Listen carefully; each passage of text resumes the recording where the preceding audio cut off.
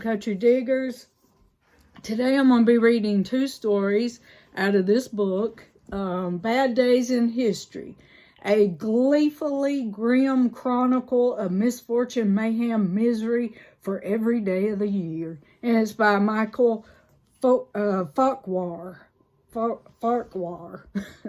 Okay, stay tuned. It's going to be good. January 8th, 1992.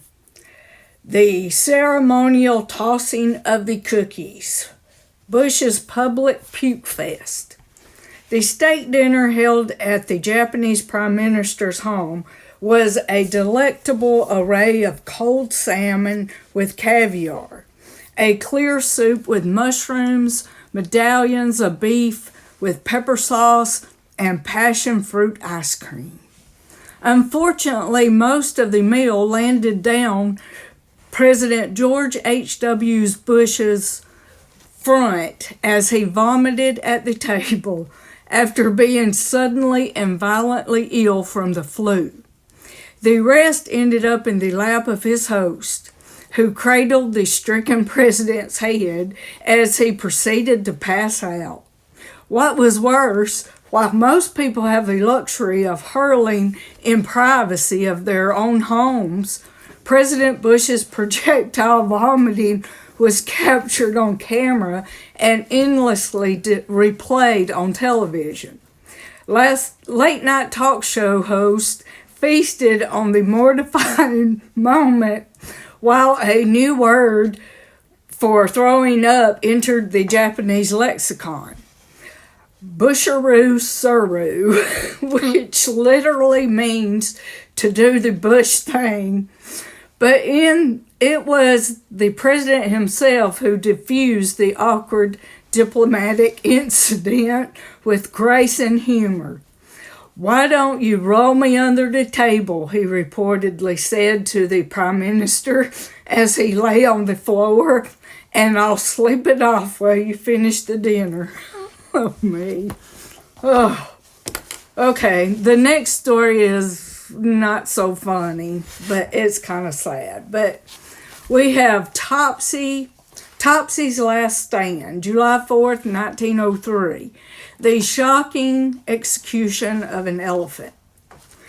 Amid the frenzy of invention and astonishing technical advances that characterized the later 19th century, Thomas Edison launched what became known as the War of Currents. It was a ferocious campaign against the use of alternating current, AC, a system of electricity distribution preferred by the inventor's one-time employee Nikola Tesla, and backed by George Westinghouse, that threatened to make obsolete Edison's own direct current DC system, empowering American homes and industry. Money and prestige were both at stake, and the Wizard of Menlo Park wasn't about to lose either. Contrary to his folksy image, the famed inventor was absolutely ruthless in his efforts to discredit the rival system of alternating current, which he sought to portray as being just as lethal as lightning. To that end, Edison's associates staged a number of unsavory public spectacles in which dogs and other animals were electrocuted using the dreaded rival current. The war reached its grotesque climax in 1890 when Edison used his considerable influence to ensure that convicted axe murderer William Kimmler would be executed by the newfangled electric chair. Of course, alternating current would be used to demonstrate just how dreadful it could be.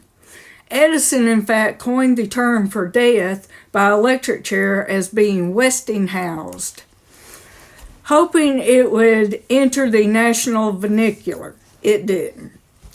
In the beginning of 1903, the war of currents was all but lost, as Edison's DC system was rapidly eclipsed.